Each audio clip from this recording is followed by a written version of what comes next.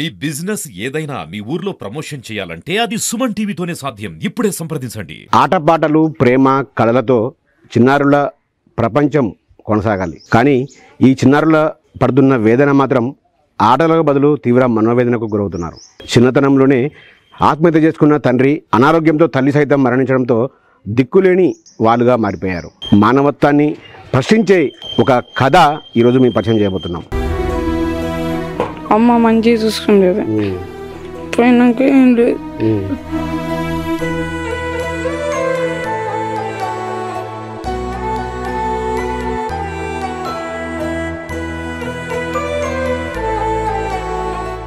పదమూడేళ్ల పసిప్రాయంలోనే వయసుకు మించి మనోవేదనకు గురవుతున్న చిన్నారుల ఊర్లో ఉన్నాం. ఈ ఊరు సూర్యాపేట జిల్లా నూతనకల్ మండలం శిల్పకుంట గ్రామం. తండ్రి పరశురాములు కుటుంబ కలహాలతో ఆత్మహత్య చేసుకోవడం, సుభద్ర అనారోగ్యంతో మరణించడంతో ఒక్కసారిగా ఇప్పుడు మనం చూపించబోయే ఈ ముగ్గురు చిన్నారులు కూడా ఎవరు లేని అనాథలుగా మారారు.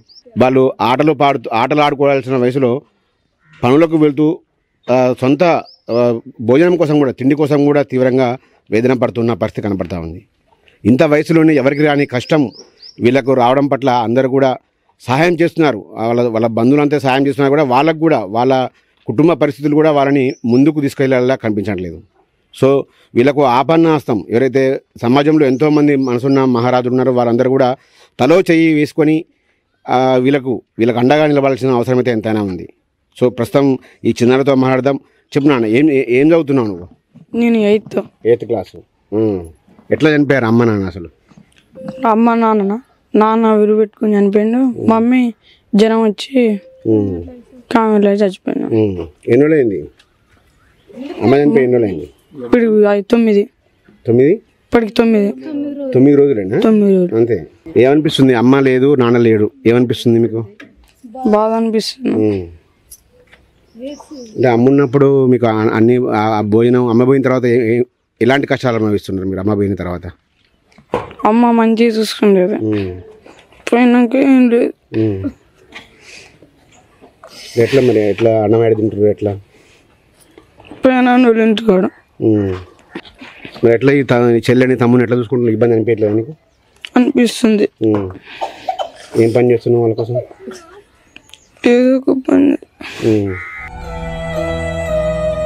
ఎట్లా మరి పిల్లల్ని, ఆ తమ్ముని పిల్లని ఇవే బాధ్యత చిన్న వయసులోనే ఎట్లా చూసుకుంటావు వాళ్ళని? నేనే చూసుకుంటా. ఇప్పుడు అమ్మ ఎట్లా అనిపించేది? అమ్మ ఎట్లుండేది నీతోని? తిరిపించేదా? ఏం చేయించేది? మా ఆటలు పాటలు మాట్లాడిపించేదా అమ్మ? ఎట్లా చనిపోయింది అమ్మ? జ్వరం వచ్చి కావుండే జ్వరం వచ్చి చచ్చిపోయింది. మరి ఎట్లా అన్నం ఎవరు పెడుతున్నారు మీకు ఇప్పుడు? మా పేడను. మరి పెదనాన్న ఎప్పుడు పెట్టారు కదా, ఆయన కూడా పిల్లలు ఉన్నారు, ఆయన కూడా ఇబ్బందే కదా, ఆయన కూడా పేదవాళ్ళే కదా. ఏం కావాలి? ఇల్లు కావాలి. రేషన్ కార్డులో వస్తుందా మీకు? రేషన్ బియ్యం వస్తున్నాయా? రాట్లేదు. బియ్యం కార్డు కావాలి, ఇల్లు కావాలి. చదివిస్తే మంచి చదువుకుంటావా? ఏమనిపిస్తుంది? అమ్మ లేదు కదా ఇప్పుడు, ఇన్ని రోజులు మీతో పాటు ఉంది అమ్మ, 9 రోజుల నుంచి మీకు లేదు. ఎట్లా మీ ముగ్గురే ఉంటున్నారా? భయం వేస్తుంది. ఏం కావాలరా మీకు? ఇల్లు కావాలి, ఇల్లు, రేషన్ కార్డు. చదువుకుంటారా మంచిగా? హాస్టల్ అట్టిగా సీటీసే చదువుకుంటాం. ఈ పసిప్రాయంలో ఏమీ తెలియని వయసులో ఈ పిల్లలకు వచ్చిన కష్టం ఏ పిల్లలకు కూడా రావద్దని కోరుకుంటున్నాం. వీళ్ళు కనీసం ఏమి చెప్పలేని పరిస్థితుల్లో అంత తీవ్ర మనోవేదన గురవుతున్న పరిస్థితి. ప్రస్తుతం మనతో పాటు వాళ్ళ బంధువులు ఉన్నారు. చెప్పమ్మా, అసలు ఏం జరిగింది? వీళ్ళ పిల్లల పరిస్థితి అసలు?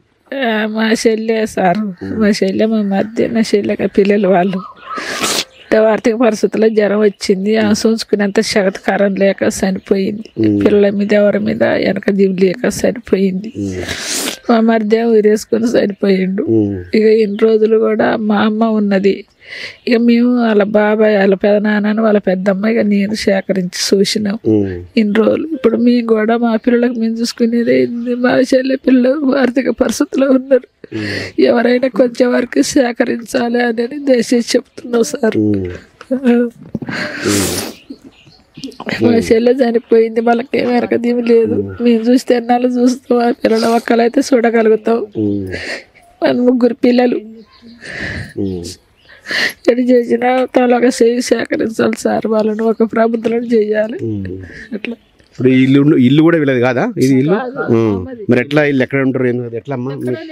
ఇది వేరే వేరే వాళ్ళది అయితే ఇస్తే అట్లా ఉంటారు సార్. అబ్బాయి కొంచెం గొడవలు అయ్యి తండ్రి చనిపోయిండు. తల్లి ఏమో ఆరోగ్యం బాగాలేక చూపించుకునే అంత లేదు. ఎవరు అడిగినా డబ్బులు కూడా అప్పుడు సాయం చేసేటట్లేదు. బయటకు వెళ్ళలేక లేవలేక ఆఖరికి హాస్పిటల్ తీసుకుపోయినాక కూడా నిగ్గాల ఇక చనిపోయింది. ఇప్పుడు పిల్లలు ఏముంది తల్లి చెప్పేది చెప్పుకుంటారు. మనసుండాలి చెప్పాలంటే ఏం చెప్పలేకపోతారు. చిన్న పిల్లలు అయిపోయారు. కొంచెం వాళ్ళకి ఇల్లు, కొంచెం ఆధార్ కార్డు, అది బియ్యం కార్డు కొంచెం సాయం చేయాలి. కొన్ని డబ్బులు సాయం చేయండి. ఆడపిల్ల కాబట్టి మగ పిల్లలు అంటే ఎట్లనైనా తిరుగుతారు, ఎక్కడైనా బతకగలుగుతారు. ఆడపిల్ల ఒక ఇంటికి ఇచ్చేది. కొంచెం సాయం చేస్తే డబ్బులు కూడా ఆ అమ్మాయి పేరు మీద వేస్తాం. భూమి కానీ ఏం లేదు సార్, అంతా అనారింగ్. తమ్ముడు చిన్నప్పుడే చనిపోయాడు. మళ్ళీ మడదలు ఏం లేదు. నా బిడ్డ మగ ఇంత సాయం చేయండి.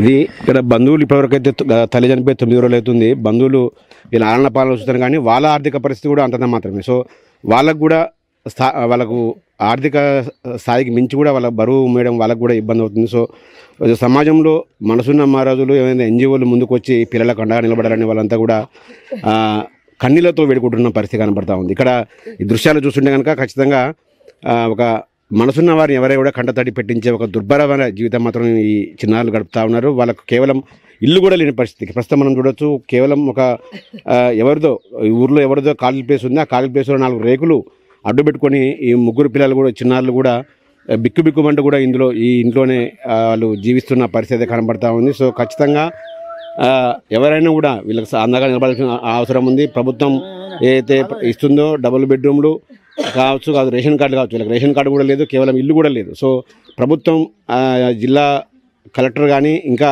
ఉన్నతాధికారులు కలుగజేసుకొని వీళ్ళకి వెంటనే ఒక డబుల్ బెడ్రూమ్ ఇవ్వాలి. అదేవిధంగా వీళ్ళకు ఒక ఉన్నత చదువులు చదవడానికి రెసిడెన్షియల్ హాస్టల్లో సీట్ కూడా ఇవ్వాల్సిన అవసరం అయితే ఎంతైనా కనబడతా ఉంది. సో వీళ్ళందరికీ కూడా ప్రస్తుతం ఈ చిన్నారుల జీవితం సమాజంలో మానవత్వాన్ని ప్రశ్నించేది ఒక గాథగా చెప్పొచ్చు. ఖచ్చితంగా వీళ్ళందరికీ కూడా అండగా నిలబడాలి అందరూ.